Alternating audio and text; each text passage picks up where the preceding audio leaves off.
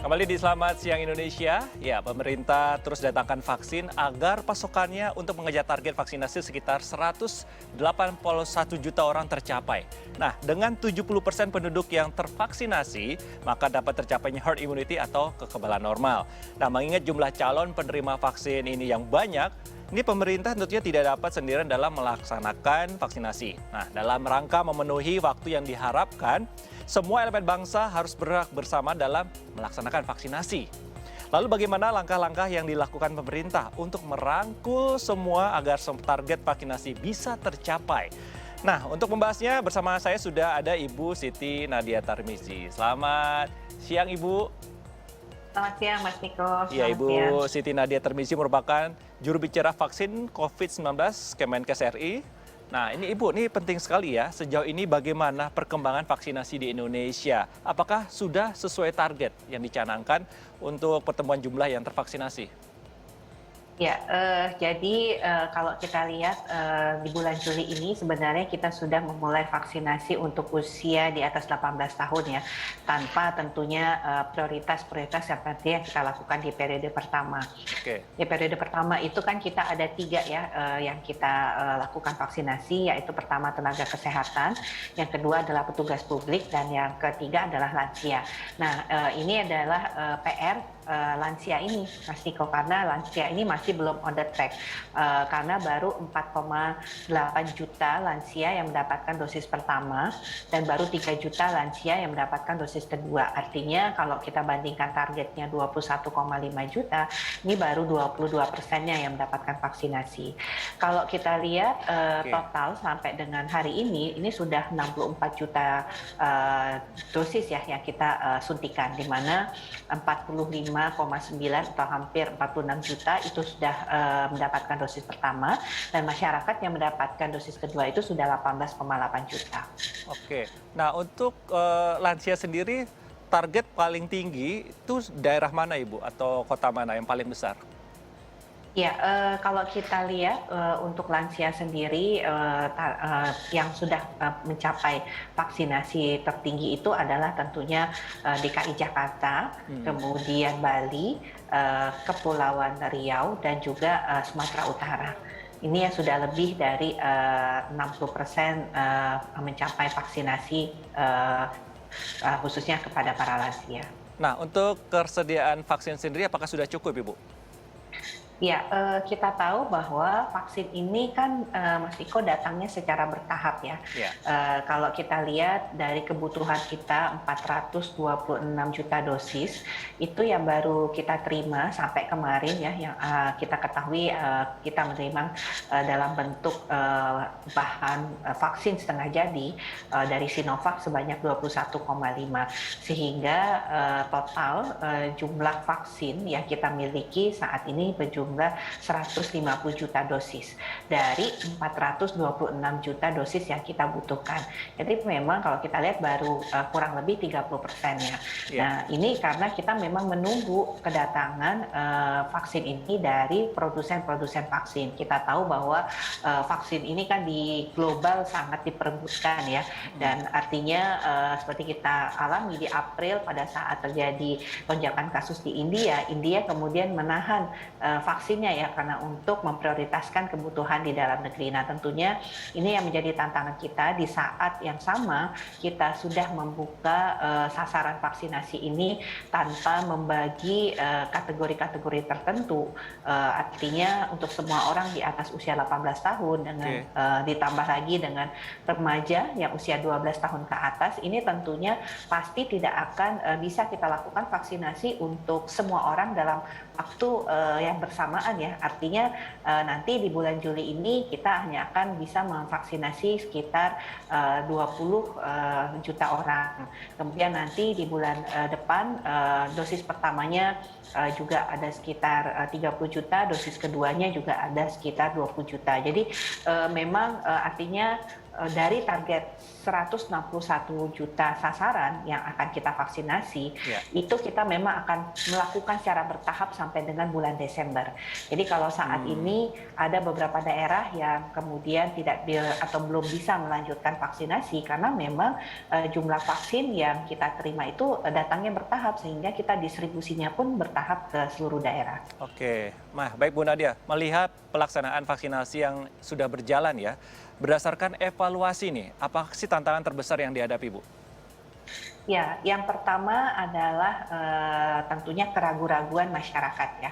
Dan keraguan-raguan dari masyarakat ini adalah karena menerima informasi yang kadang-kadang tidak benar atau yang kita sebut sebagai hoax ya.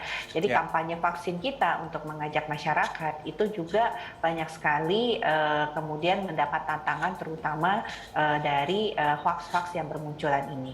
Ini yang pertama, sehingga membuat masyarakat jadi ragu-ragu, baik itu terkait keamanannya, baik itu kemudian terkait manfaatnya. Nah, sehingga ini yang tentunya menjadi tantangan untuk kita bisa mendorong masyarakat untuk segera melakukan vaksinasi. Nah, ini terkait hal tadi nih Ibu, bagaimana langkah Kemenkes akhirnya mengatasi hambatan-hambatan tadi yang dibilang katanya hoax, tidak percaya vaksin, atau berita bohong soal vaksin? Ya, tentunya kita memiliki suatu strategi kampanye ya.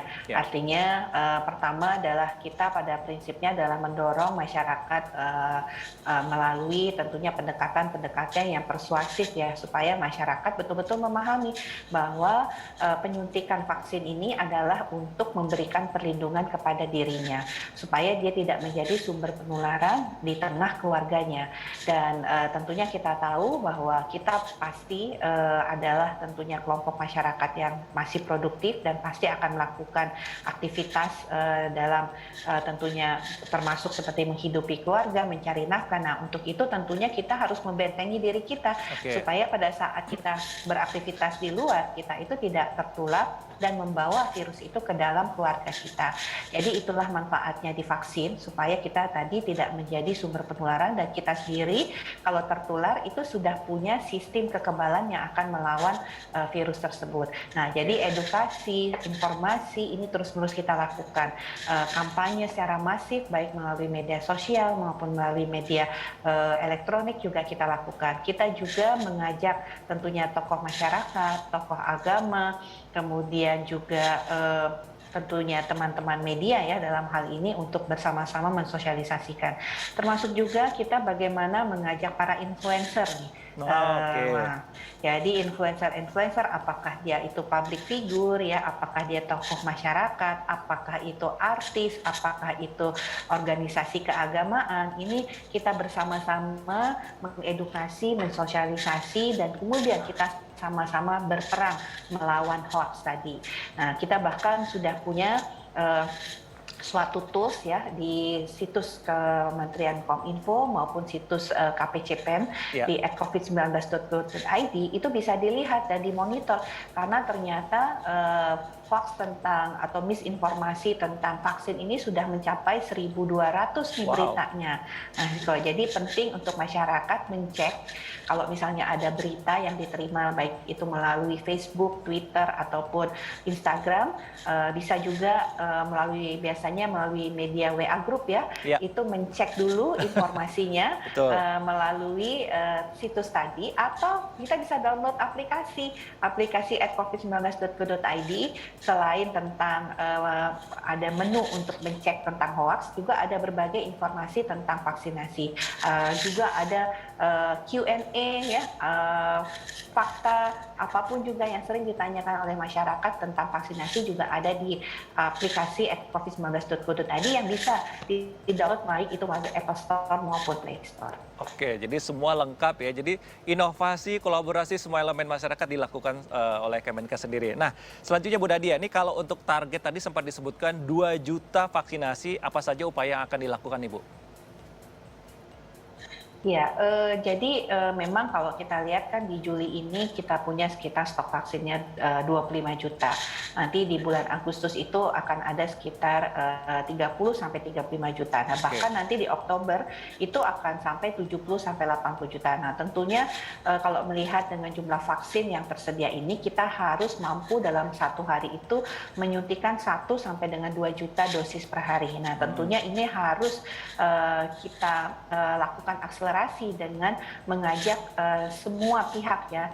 Jadi kita akan bekerja sama dengan seluruh pihak swasta, siapapun juga swasta yang tentunya mau untuk bekerja sama membuka sentra vaksinasi, kemudian dengan banyaknya sentra vaksinasi atau pos vaksinasi ini kan akan lebih memudahkan masyarakat untuk mengakses. Jadi kita kan banyak bekerja misalnya dengan Traveloka, ya dengan Halodoc gitu, dengan berbagai pihak swasta lainnya ya yang tentunya membuka sentra-sentra vaksinasi. Yang kedua adalah dengan mengajak TNI dan Polri ya. Jadi kita tahu TNI Polri ini punya jaringan sampai dengan di level kecamatan ya, di Polres itu dibuka vaksinasi. Yang ketiga adalah bekerja sama dengan BUMN ya, dengan adanya sentra-sentra vaksinasi. Dan yang keempat adalah kita mengajak juga organisasi masyarakat seperti perkumpulan alumni atau yayasan-yayasan yang peduli dengan kesehatan, dan serta juga organisasi keagamaan termasuk NU dan Muhammadiyah ya, untuk membuka sentra-sentra vaksinasi ini. Nah, selain membuka sentra vaksinasi, kita juga mengajak khususnya elemen-elemen masyarakat lain untuk kemudian memastikan sasaran vaksinasi atau warga tadi mendatangi sentra-sentra tersebut ya. Jadi ini penting juga. Jadi bagaimana peranan tokoh agama, imam masjid ya, pendeta juga kemudian ini menyerukan, mengajak warga untuk segera divaksin. Jadi ini yang kita lakukan untuk yang semakin banyak pihak yang terlibat, semakin cepat kita bisa melakukan penyuntikan mencapai target 2 juta sampai 2,5 juta dosis per hari. Oke, ini kayaknya sudah lengkap sekali ya Bu Nadia memaparkan. Jadi sebenarnya ada yang ingin disampaikan oleh Bu Nadia ini, apakah ada misalnya warga atau masyarakat yang ragu untuk vaksin? Apa Ibu yang ingin disampaikan? Ya, pertama kita tahu bahwa vaksin ini bukan suatu hal yang baru, dan kita semua sudah lelah dengan kondisi pandemi COVID yang kurang lebih hampir 1,5 tahun melanda kita. Ya. Untuk itu kita tahu bahwa upaya untuk kita mengalahkan virus COVID-19 adalah dengan 3 cara. Pertama, tetap jalankan protokol kesehatan, kurangi mobilitas, pastikan jaga jarak. Yang kedua adalah tentunya segera divaksin sesuai dengan jadwalnya. Karena memang proses vaksinasi akan terus-menerus berlangsung sesuai dengan kedatangan vaksin sampai dengan bulan Desember 2021. Jadi selama belum divaksin tetap prokes, dan kalau memang sudah waktunya untuk mendapatkan giliran divaksin, segera divaksin. Jangan ragu karena vaksin sudah dijamin keamanannya oleh pemerintah. Baik, terima kasih Bu Siti Nadia Tarmizi, juru bicara vaksin COVID-19 Kemenkes RI. Semoga sehat selalu semua ya Bu. Ya, sama-sama Mas Niko. Ya, itu dia tadi perbincangan kita. Jadi pemerintah melalui Kemenkes ini terus menargetkan vaksinasi hingga Desember 2021. Stok vaksin akan terus ditambah sampai pemerintah melalui Kemenkes berinovasi, berkolaborasi, dan bekerja sama dengan seluruh elemen masyarakat untuk mencapai target vaksin yang akan dicanangkan nanti sampai Desember 2021.